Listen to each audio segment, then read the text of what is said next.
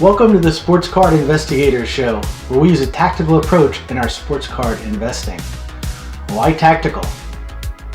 Well, if you knew a little bit about me, perhaps that would explain it.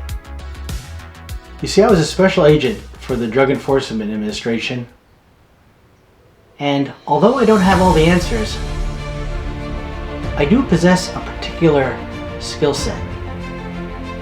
Skills that I've acquired over a long career. Skills that would be beneficial to people like you.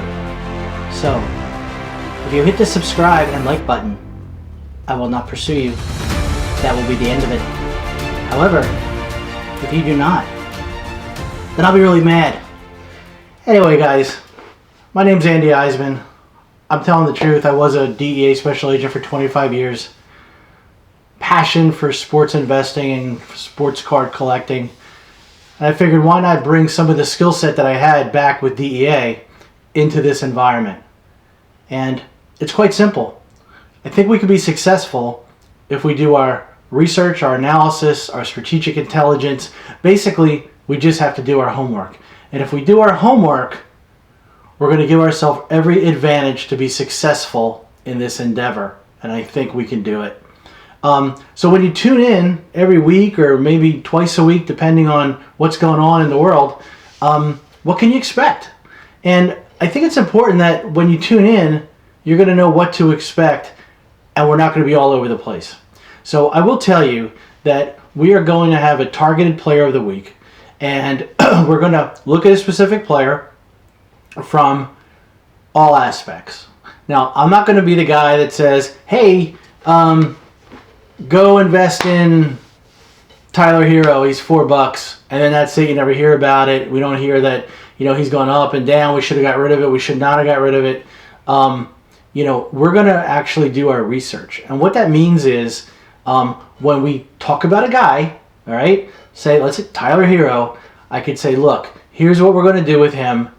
His price was this 2 months ago, it was this a month ago, it was this today, here's where I think it's going, here's the trend, that kind of thing. And we're not going to forget about him either. We have to be vigilant in what we're looking for and what players we're looking for at any given time, because at any given time, it could be that right time to buy. Let me give you an example. I'm going to grab a piece of paper so I want to remember exactly who I was looking at. All right. So for instance, the newest product that came out from Panini, Mosaic, right? So John Morant was one that I was looking at because I thought he might have been, a little undervalued in this particular product. And I like Mosaic. A lot of people don't, but I think it's, you have Prism, Optic, and then it's Mosaic or Select. I don't know. I like Mosaic. So anyway, John Morant, are we buying him or selling him now? Well, I'm looking at him. And here's the kind of thing that we're going to look at, okay? So right out of the gate when the product came out, you're going to see that spike right away where it's like people are putting it on the market. It's a new product. People are grabbing it up. I personally wait until it kind of like settles in a little bit because especially if there's nothing on the market. There's a lot of guys out there that are grabbing it because it's so scarce.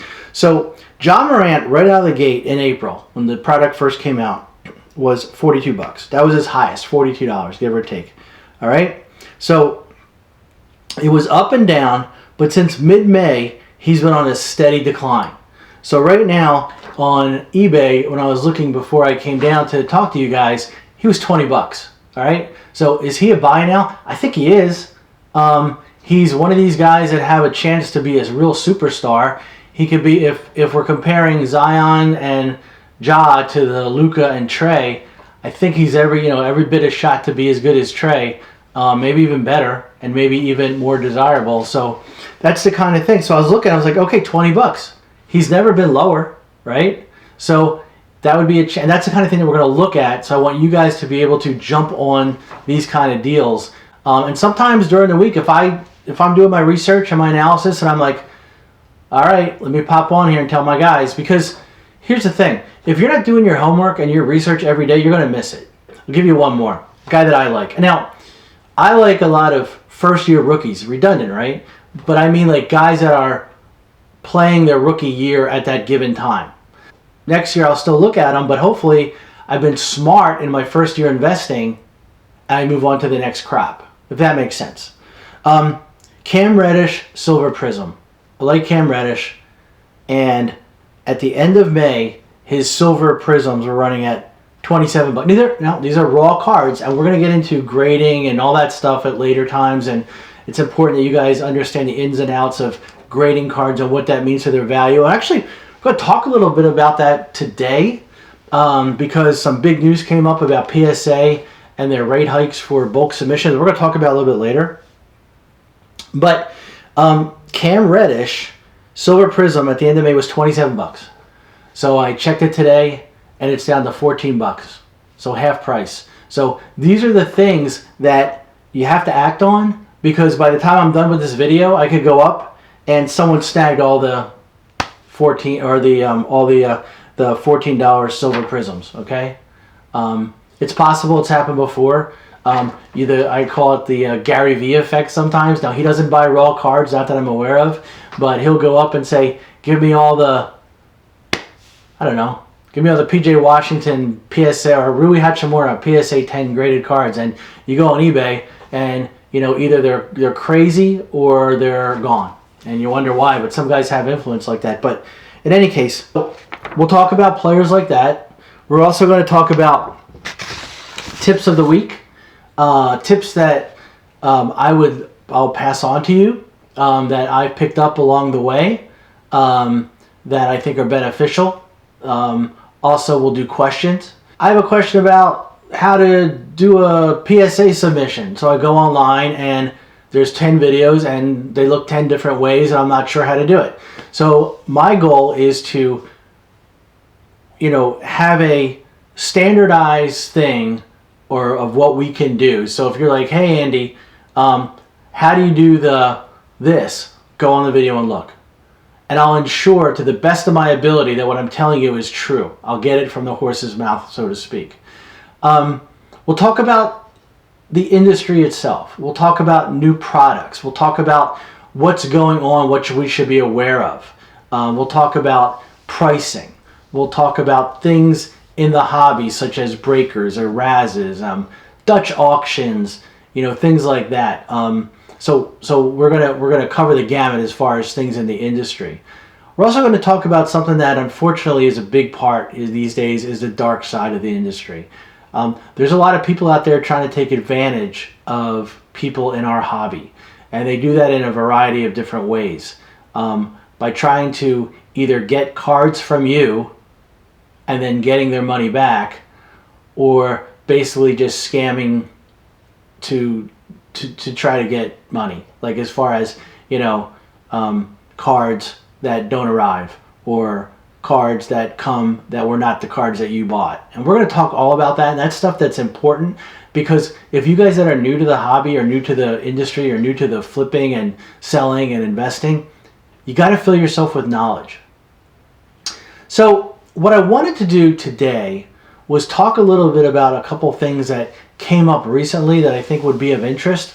And one of the things that just happened, like within a couple days, is PSA, the PSA grading company that jumped their prices up for bulk submissions. Well, it used to be bulk, now it's called, I think it's called value. And they jumped it up on submissions of, they call it ultra modern cards from 2017 forward, 2020 now. And I'm going to grab my cheat sheet and I want to make sure I give you guys out the right information. So the bulk grading or the value grading is now going to be at between 50 and 100 cards, $15 a card. And what that means is, in order for you to submit a bulk amount of cards to PSA, first of all, you have to be part of their membership club. And there's a couple different levels. There's platinum, I think, and gold or silver. And with each level, they give you some freebies, like free submissions and that kind of thing. But with that, you get to use their bulk submission. And I've done it. I mean, I have 125 cards into PSA now. I have another 262 ready to go in, and I was hesitant, I procrastinated, and unfortunately, I waited too long, and now I think that these $9 submissions are going to be 12 because more than 100 cards, it's $12. So people on the Discord channels and my friends were talking about it, and a lot of people are like, well, screw PSA, I'm going to go to SGC because they're more reasonable. They are. They're more reasonable. But I think you have to really dive in to decide if that's the right move or not. And let's just talk about this for a second. If you're grading, there's three major companies, right? There's PSA, Beckett, BGA, and SGC.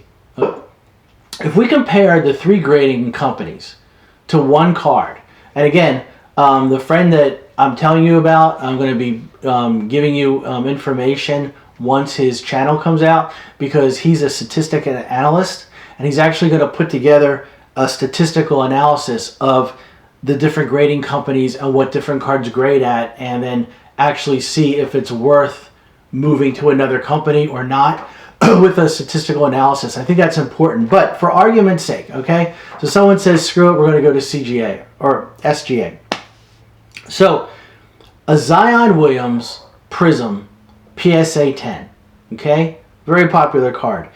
I just took its highest value because it fluctuates, whatever, up to $150 during the last 5 or 6 months. But just for our argument, sake, to what we're trying to look at here, a Zion PSA 10, the highest it went for was $732. All right, an SGA went for $549. So moving to another company because they're cheaper in the long run, if you're doing a cost analysis, may not be the smartest thing. Now, if my friend who comes out and says, hey Andy, I did this and it's within dollars, I'm going to SGA because there's no reason to stay at PSA. But PSA now is the gold standard for people who are investing in cards. That's what they want. Until that changes, I think we have to look at that, right? The other big one, right?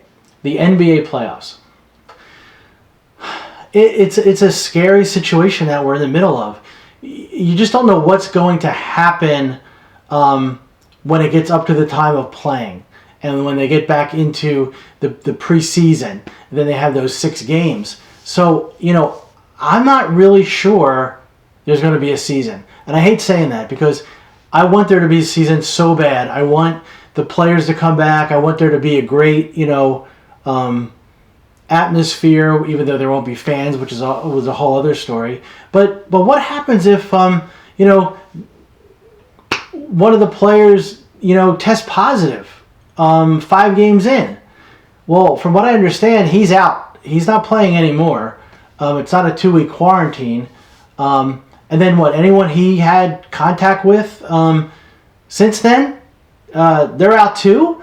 I think. I mean, again, I don't claim to have any inside information, but if one of these players tests positive, I think it's, no pun intended, I think it's game over. I just don't think that the NBA is going to take that chance. And I think the players will be like, look, we're just not going to play. I hope I'm wrong.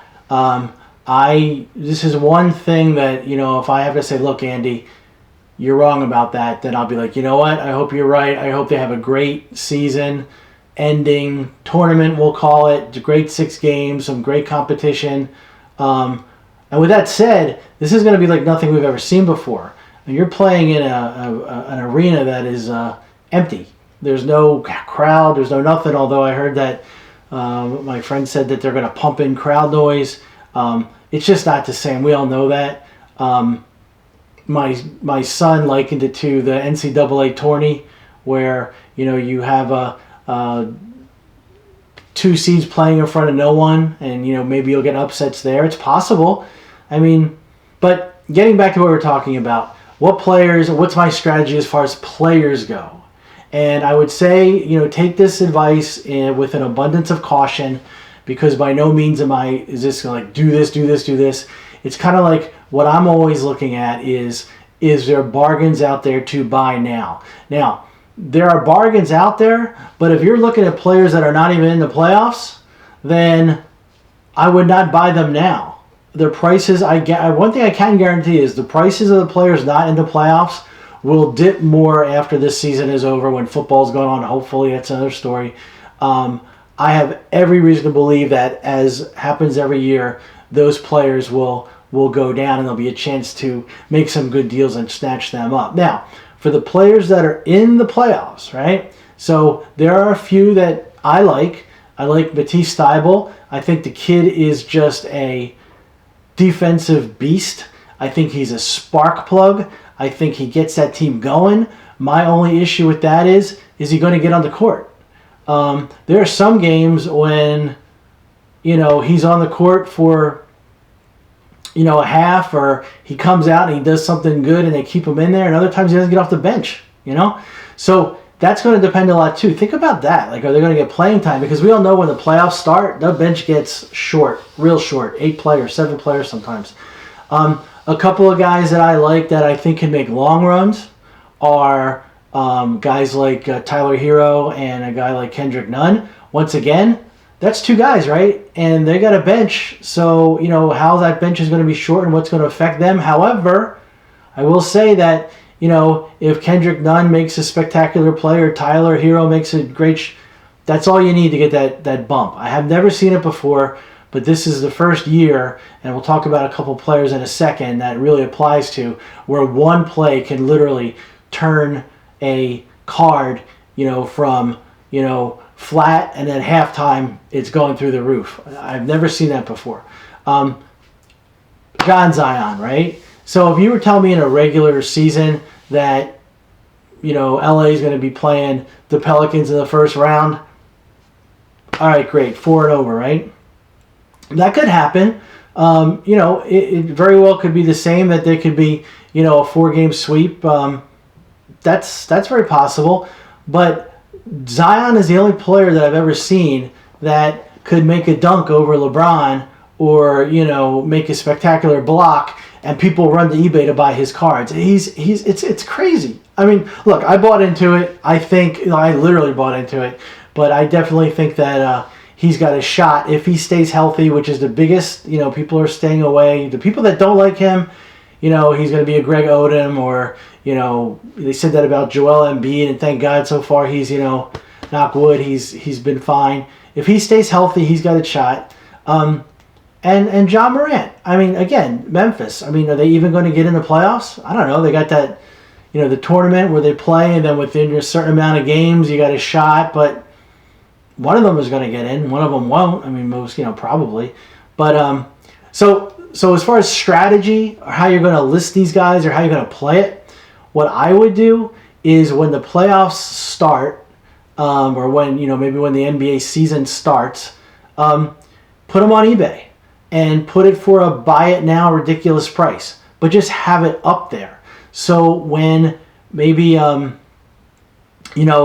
it's a game going on, and, Zion's got, 18 and 10 in the first half, and he's going berserk, and, it's just crazy of an environment that could be without fans, right?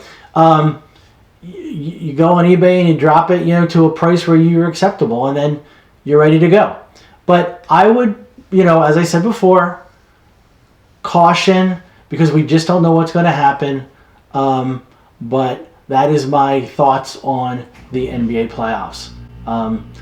So I really enjoyed doing this. I'm going to try to get another video out next week, because there's some things that I want to talk about. We're going to do some fun stuff. I actually might, maybe we'll break a box of Court Kings, and I'll walk you through my mindset of when I bought the Court King set, and little different things about buying cards. But you know what? Have a great rest of your weekend. And until then, thanks for watching.